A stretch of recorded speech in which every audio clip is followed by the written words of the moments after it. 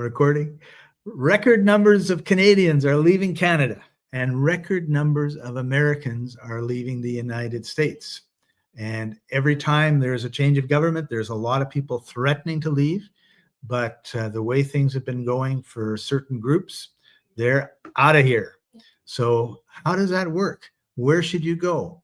We're going to be talking about that right after this.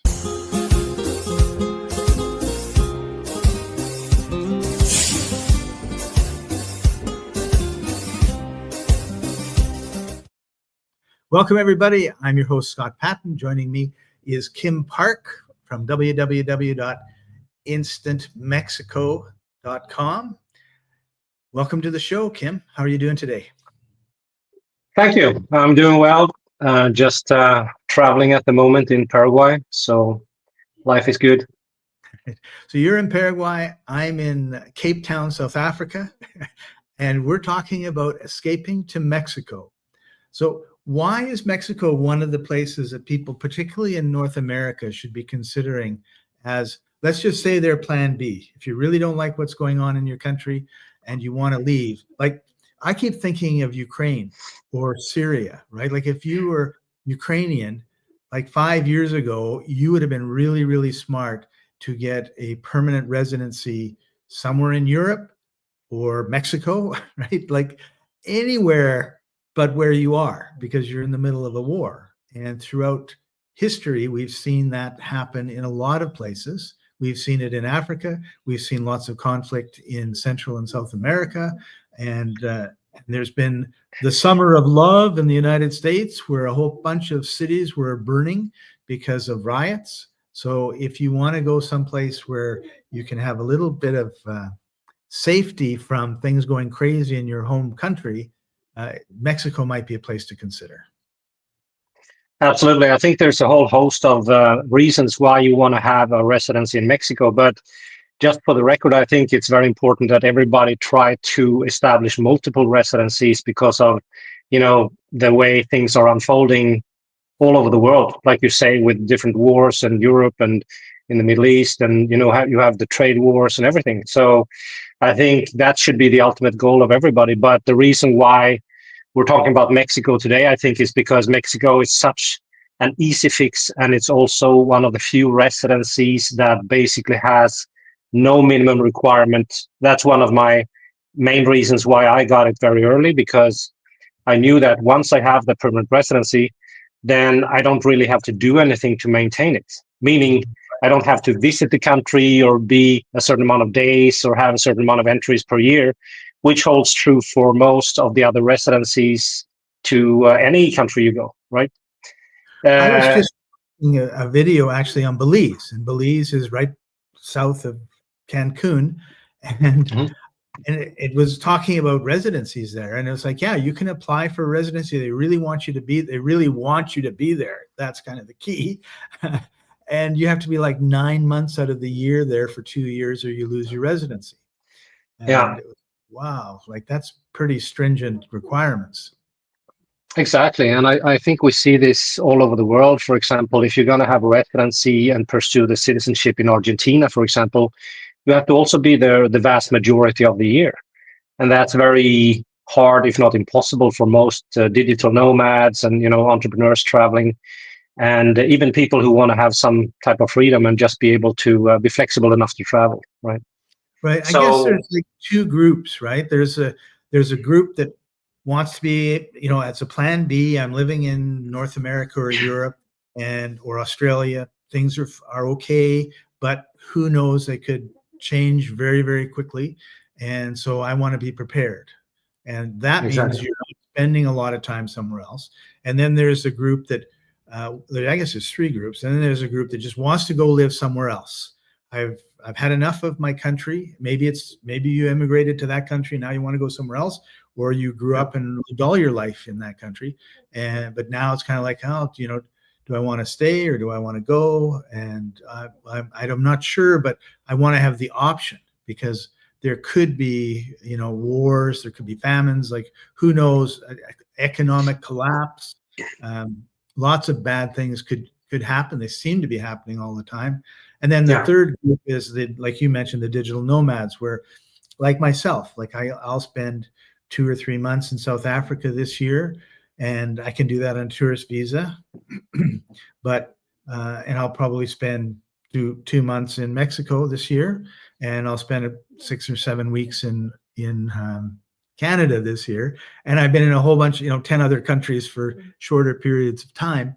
But I want to have a place where I know, because we went through this COVID thing where you couldn't enter a country, right? And so Exactly. if you're stuck in a country that does things in some sort of an emergency that you don't approve of or like, and they're going to put you in jail if you don't do it. So what do? Well, if you have permanent residency somewhere else, you can escape. Exactly. And I think a lot of Canadians and Americans are feeling the pressure because of everything that's happening. And for example, the post that I sent to you this morning about Nova Scotia, they have implemented new laws that you don't even have the freedom of movement anymore in the forests and outside the cities. And that's just a small step towards more restrictions that's coming down the pipe.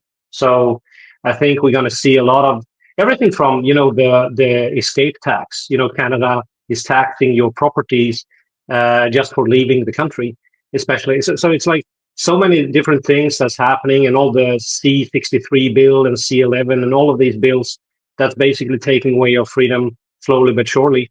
And if you look at the United States, they have a lot of problems, not just financially, but they have everything from wildfires to demonstrations. The political pressure is enormous. They have issues left, right, center.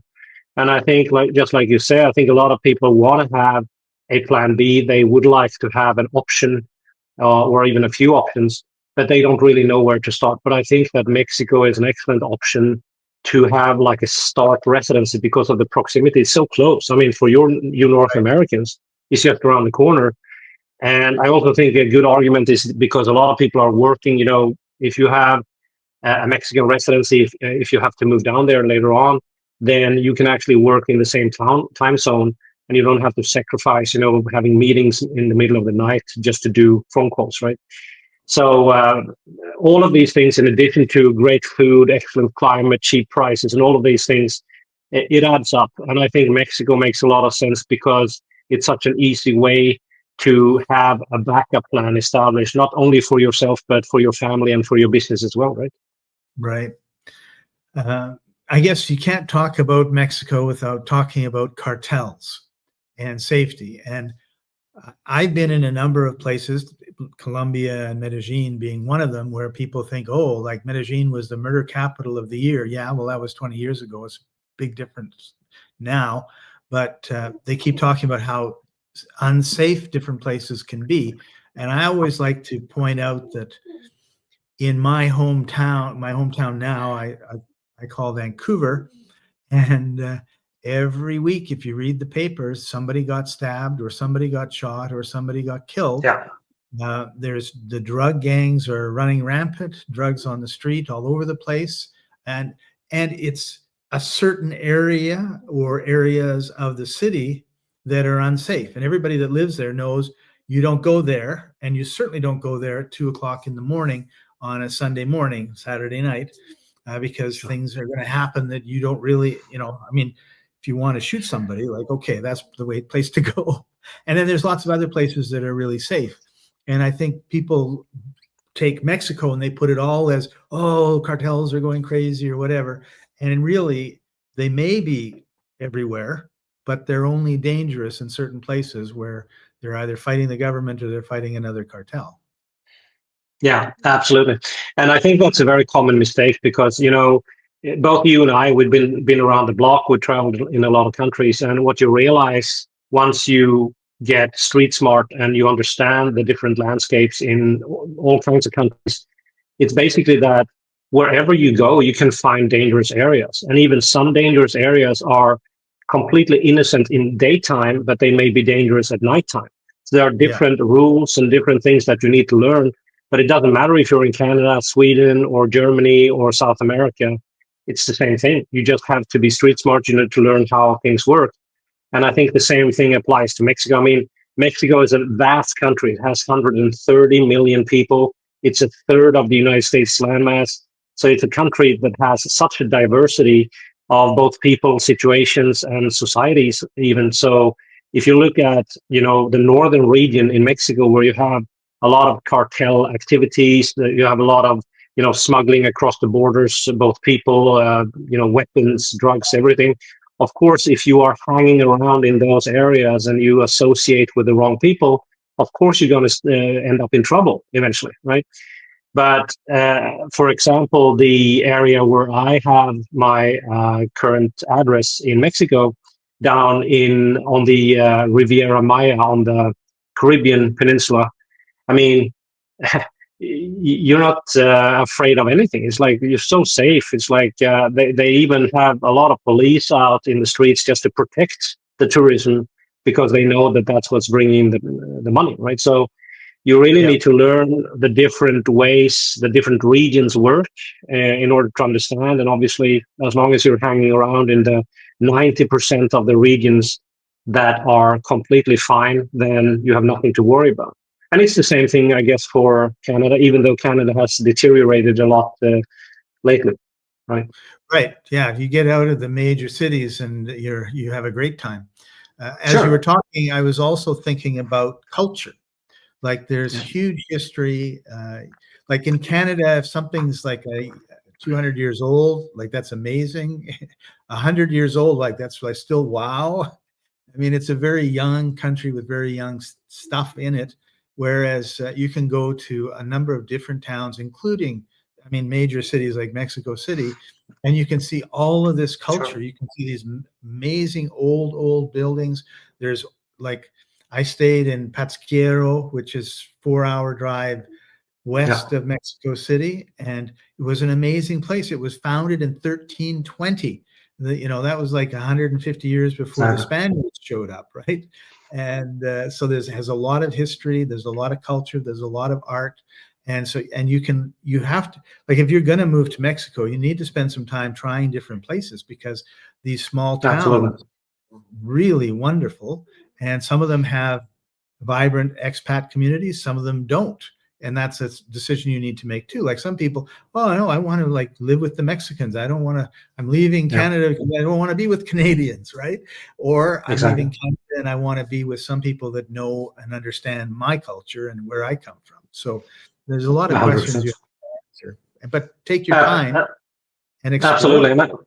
And I think a lot of, families who are planning on coming down with their children, what they will find in many cases is that they have great schools. I know a lot of families that I've helped getting the residency, they found excellent schools.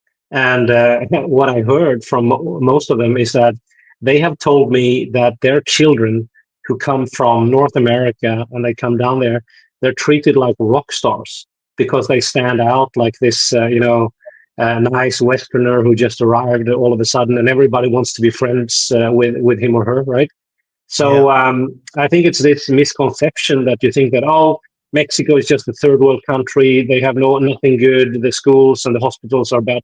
I mean, I have had a very complicated knee surgery, which would be very, very complicated even in European hospitals.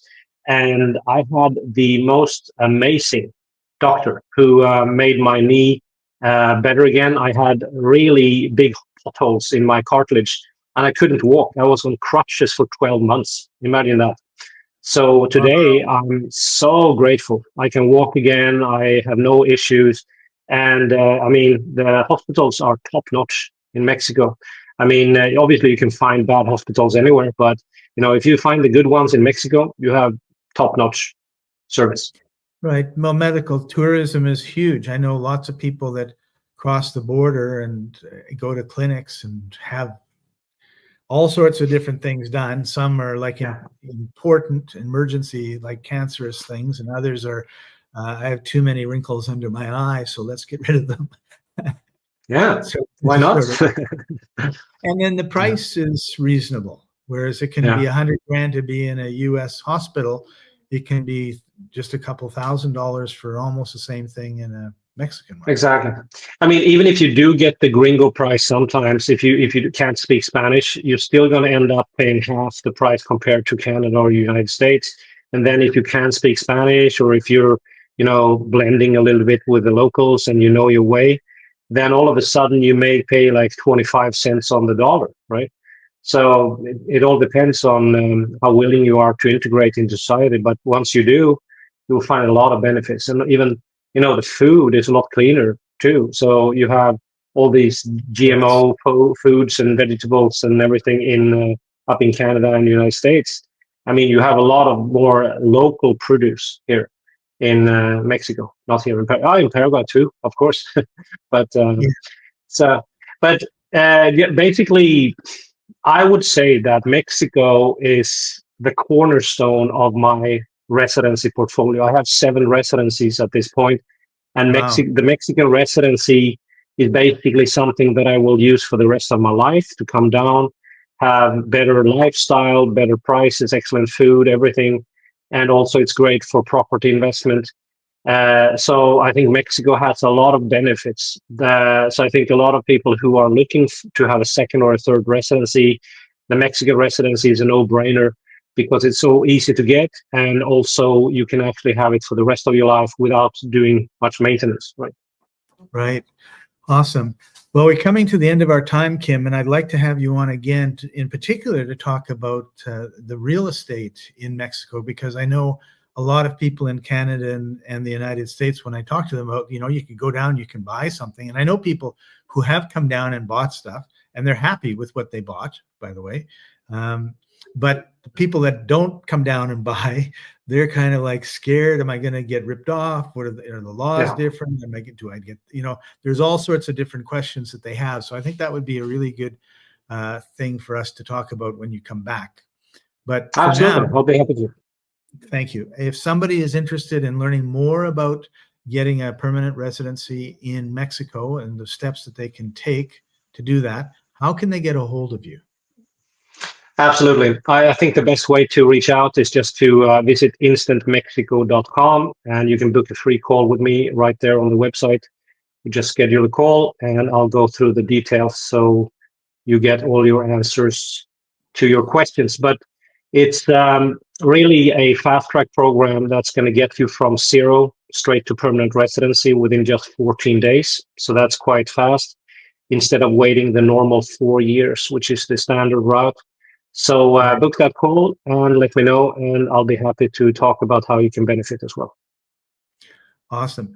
Well, thank you very much, Kim. I know you're busy down there in Paraguay, and we look forward to having you on again and finding out more about what you're doing down in Paraguay and your other residencies that you've got.